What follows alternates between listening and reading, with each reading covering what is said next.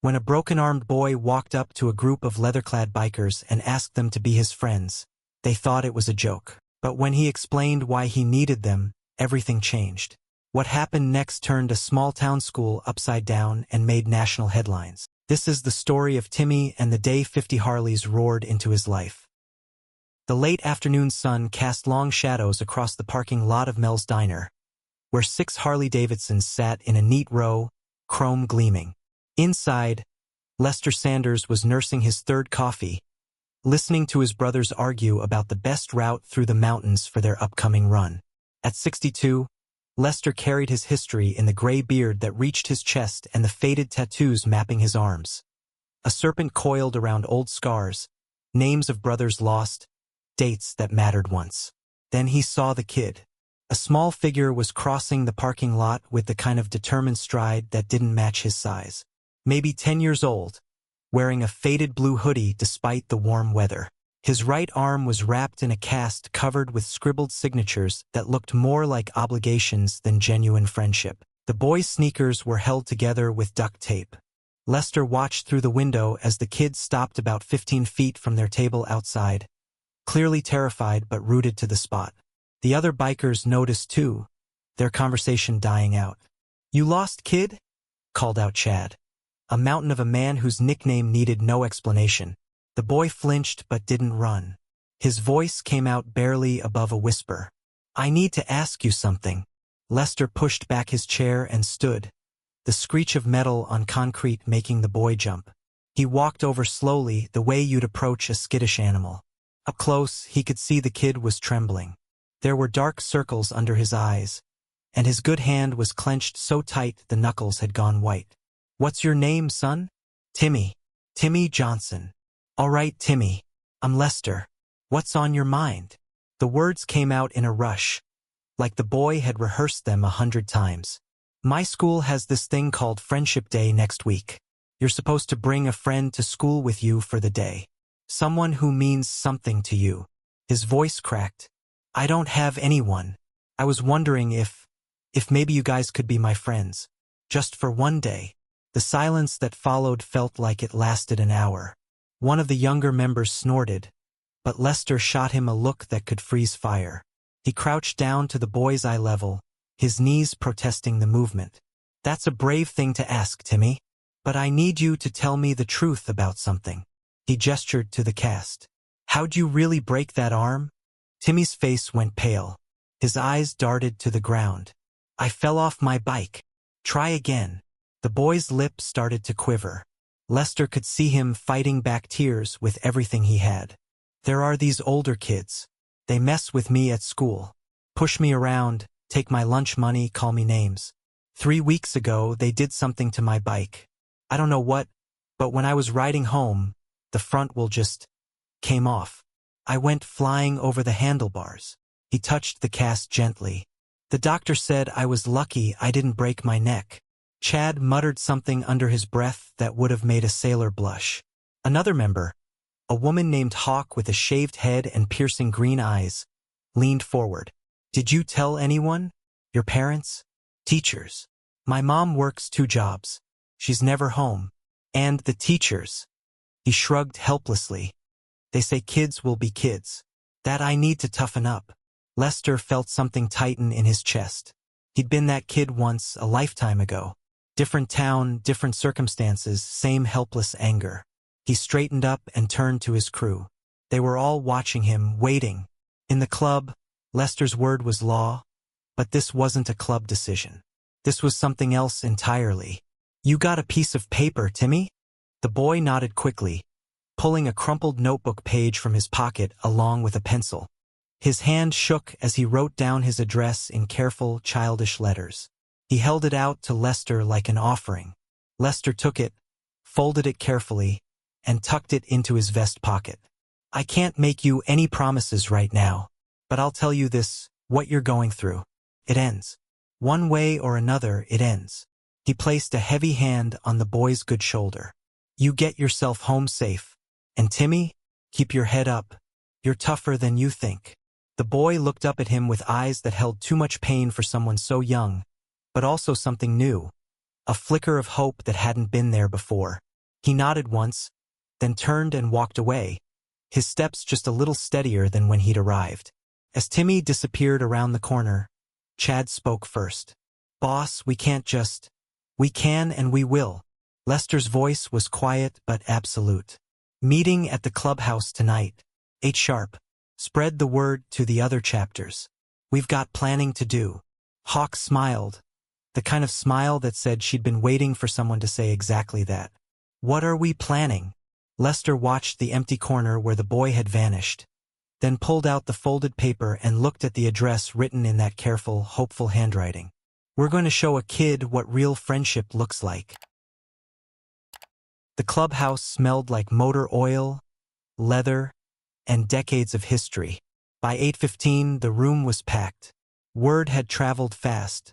Members from 3 neighboring chapters had made the ride, some traveling over 100 miles.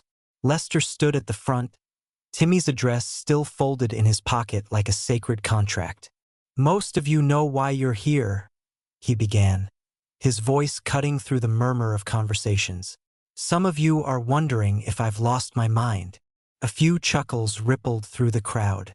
3 hours ago, a 10-year-old kid with a broken arm asked us to be his friends. He wanted us there for one school day, because he's got nobody else. He let that sink in before continuing. His arm wasn't broken in any accident. Someone sabotaged his bike. He's being terrorized, and every adult in his life has failed him. Greg, a veteran member with a scar running down his cheek, raised his hand. "With all respect, Lester, this ain't our world. Schools, kids, administration, we go rolling in there, we might make things worse for him." "That's exactly why we do this right," Lester replied. "No colors that'll scare people. No attitude. We show up, we stand with him, and we leave. Clean and respectful." He pulled out a notebook. "But first, I need to understand what we're walking into." Hawk stepped forward, her laptop already open. "I did some digging. Lincoln Elementary, east side of town. Friendship Day is this Friday. Parents and community members are invited to attend with students.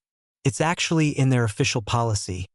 Guests are welcome if they register in advance." "Then we register," Lester said simply. "Buy the book." The planning took 2 hours. Routes drawn on napkins, rules established with handshakes. They'd roll in at dawn. Clean, respectful. Nothing that could spook parents or give administrators ammunition to shut them down. Most importantly, they'd ask Timmy's mother for permission before proceeding with anything. As the meeting wrapped up, members pledged to participate. What started as 6 bikers at a diner had grown to 50 volunteers. Some had been bullied as kids. Others had children of their own. All of them understood that this was about something bigger than a school event. The next morning arrived cold and clear. Before sunrise, the motorcycles gathered at a truck stop outside town, their engines rumbling like distant thunder. Lester led the convoy through quiet streets as the sun painted the sky orange and pink. When they reached the address Timmy had written down, he felt his heart sink a little. The apartment building was barely holding itself together. Broken windows were patched with cardboard. The parking lot was more pothole than pavement. This was the kind of place where people worked themselves to death and still couldn't get ahead. Lester knocked softly on Unit 2B. The door opened a crack, held by a chain lock, and a woman's exhausted face peered out. She couldn't have been older than 35. Life had carved deep lines around eyes that should have still been young. "Mrs. Johnson? My name is Lester Sanders. I met your son yesterday." The door closed. Lester heard the chain slide free. Then it opened fully. Sarah Johnson stood there in a waitress uniform, her name tag crooked, her eyes suspicious and scared. "What do you want with Timmy?" Lester removed his sunglasses, making sure she could see his eyes. "Your son asked us for help, ma'am. He told us about Friendship Day at school, about not having anyone to bring. We'd like to be there for him, with your permission." She looked past him at the sea of motorcycles and leather-clad riders filling the parking lot. You're Hell's Angels. Yes, ma'am. I know how this looks. But your boy deserves to walk into that school with his head held high. We're here because your boy deserves to walk into that school with his head held high. Just once. Sarah's eyes filled with tears. He told me he fell off his bike. He made me promise not to call the school. Said it would make things worse. Her voice broke. I believed him because I had to. Because I'm working 16-hour days just to keep us fed. And I can't afford to lose another job fighting with administrators who don't care. You're not alone anymore, Hawk said, stepping forward. Not today. Sarah turned and called into the apartment. Timmy, come here, baby. The boy appeared in dinosaur pajamas, his cast looking even more battered in the morning light. When he saw the bikers through the doorway, his jaw dropped. You came. Lester knelt down. Told you I don't make promises lightly. You ready to go to school? Timmy looked at his mother, who was crying openly now. She pulled him into a fierce hug, then wiped her eyes and nodded. Go get dressed. Fast. 10 minutes later, Timmy emerged wearing his cleanest jeans and a shirt his mother had ironed. Lester walked him to a sidecar attached to his bike, borrowed specifically for this occasion. The boy climbed in, his eyes wide with wonder and terror mixed together. Everyone good? Lester called out. 50 voices responded as one. Good. The engines roared to life in perfect synchronization. As they pulled out of the parking lot, Sarah Johnson stood in the doorway, hand pressed to her mouth, watching her son ride away surrounded by an army of unlikely guardians. The school was 3 miles away. With every block, Timmy sat up a little straighter. People on the street stopped and stared. Some pulled out phones to record.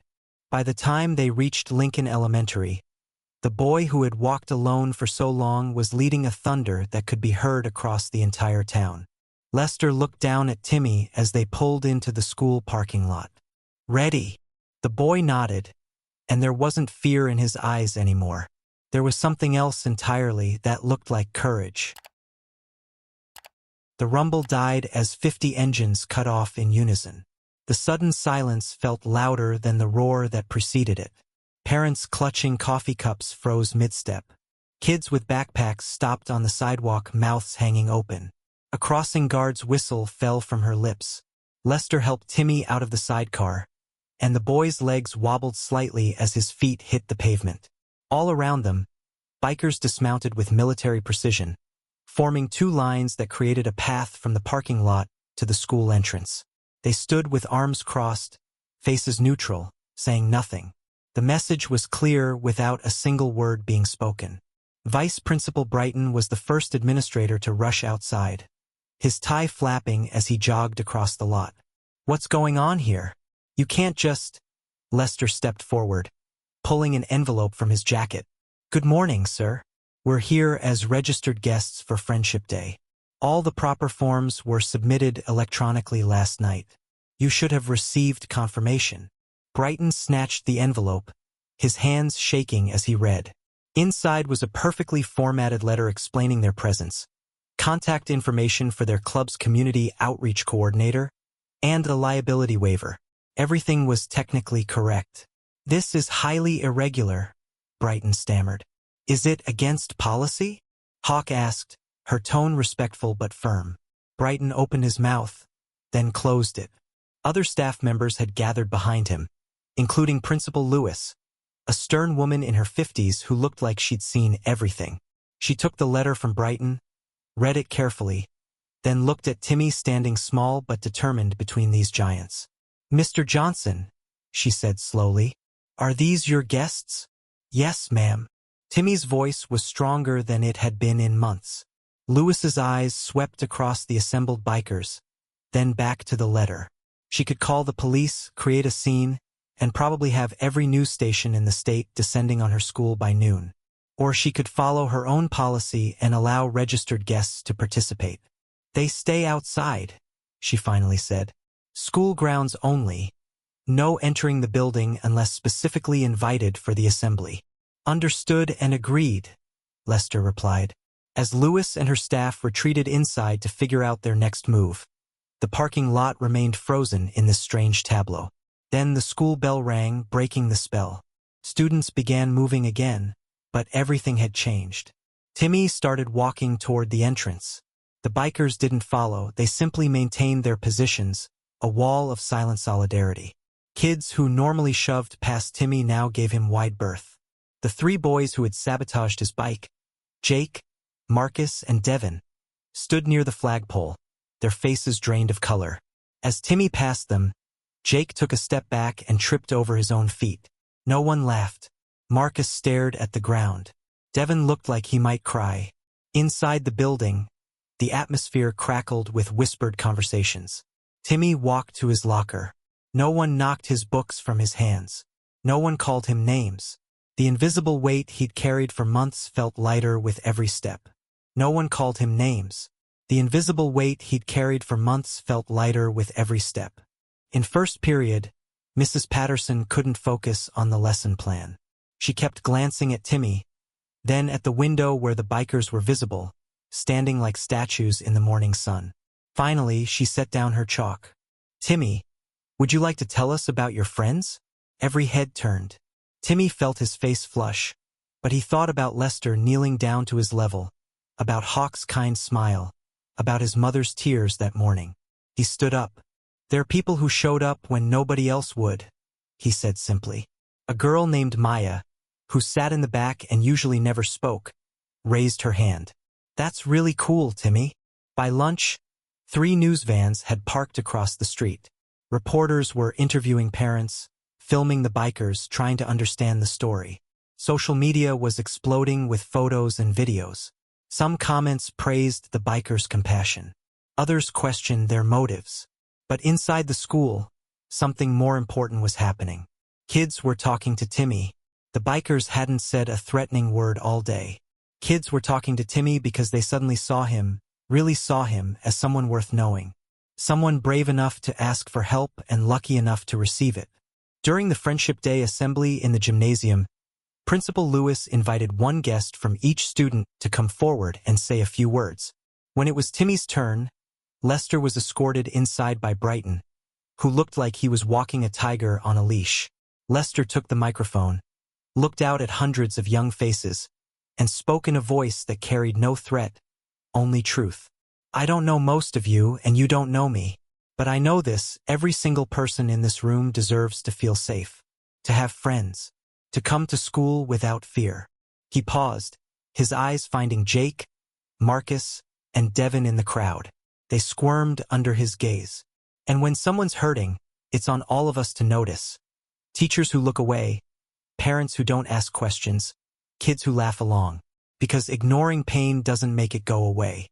It just makes it grow. The gymnasium was dead silent.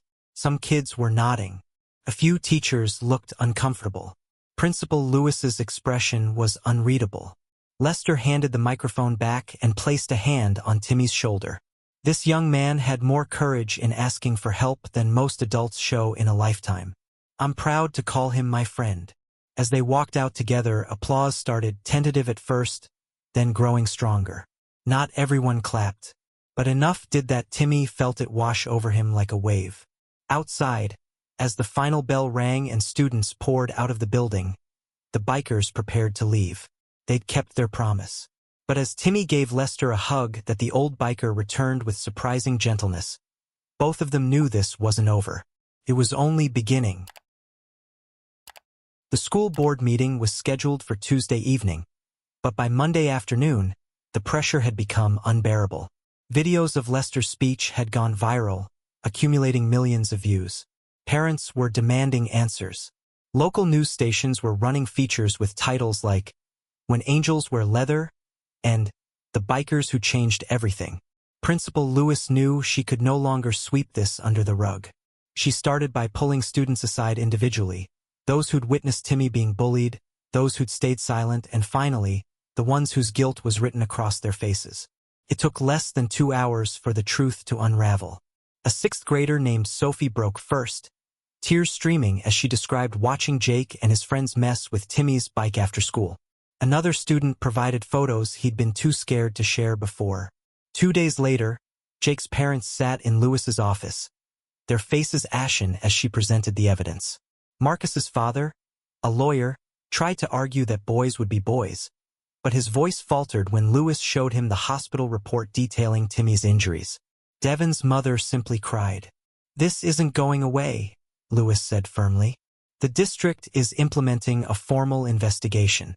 But before lawyers and policies take over, these boys need to face what they've done. Directly." The next afternoon, Timmy walked into the gymnasium with his mother on one side and Lester on the other. The school had invited them to a restorative justice meeting, a concept Hawk had suggested when Lewis called asking for guidance. The three boys sat across from them, flanked by their parents and a mediator. Jake spoke first, his voice barely audible. "I'm sorry. We thought it was funny. We didn't think you'd actually get hurt that bad." He looked up, eyes red. "I was wrong. Really wrong." Marcus nodded quickly. "We were jerks. I don't know why we picked on you. Maybe because nobody stopped us before." Devon couldn't speak at first. His mother put a hand on his back, and he choked out, "I'm sorry, Timmy. I'll do whatever it takes to make it right." Timmy sat quietly, his mother's hand clasped in his. Part of him wanted to yell at them, to make them feel even a fraction of what he'd felt. But another part, the part that had learned something from Lester's quiet strength, understood that hurt people often hurt others. "You broke my arm," Timmy said finally. "But that's not the worst part.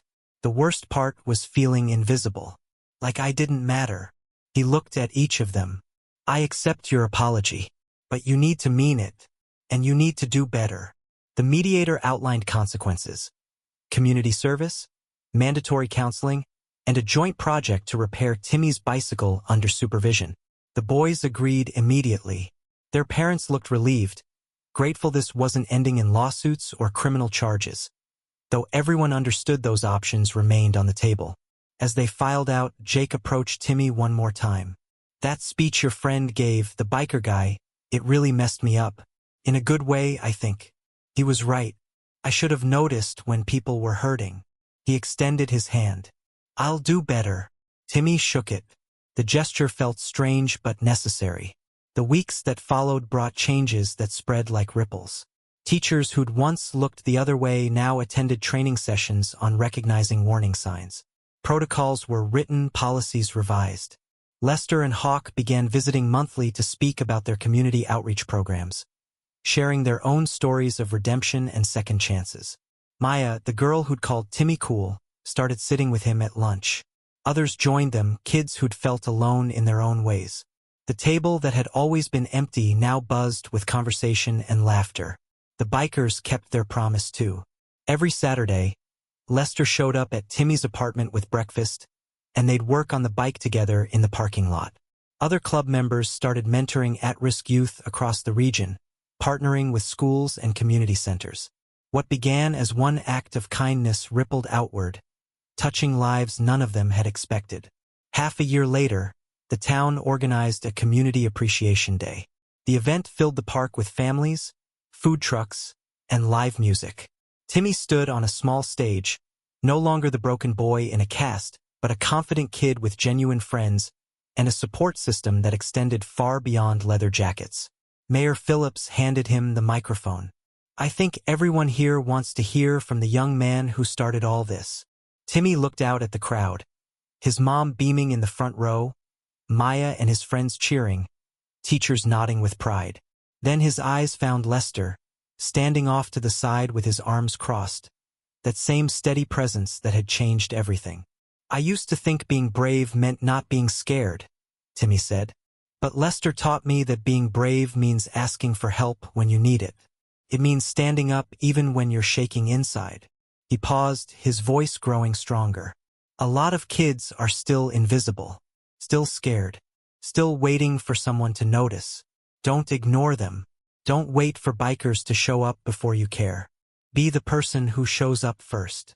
The crowd erupted in applause, but Lester and his brothers were already heading toward their bikes. They never stayed for recognition, that wasn't why they did this. But as they mounted up, Lester caught Timmy's eye and gave him a single nod. The kind that said, "You've got this now, kid." The engines roared to life, and 50 motorcycles rolled out of the park in formation, disappearing down the highway toward whatever came next. But in that small town, in that school, and in the heart of one boy who'd found his courage, their presence would echo for years to come. Timmy watched them go, his hand raised in a wave that held everything he couldn't put into words. His mom wrapped an arm around his shoulders, and Maya appeared at his other side, grinning. "That," she said, "was the coolest story ever." Timmy smiled because she was right, and because it was his story, written not by staying silent, but by finding his voice when it mattered most. Timmy's story reminds us that kindness can come from the most unexpected places, and it makes you wonder, how many kids are silently struggling right now, waiting for someone to notice? Drop your thoughts in the comments below, and if this story moved you, share it with someone who needs to hear it. Subscribe to embrace the journey for more incredible stories of courage and compassion. See you in our next video.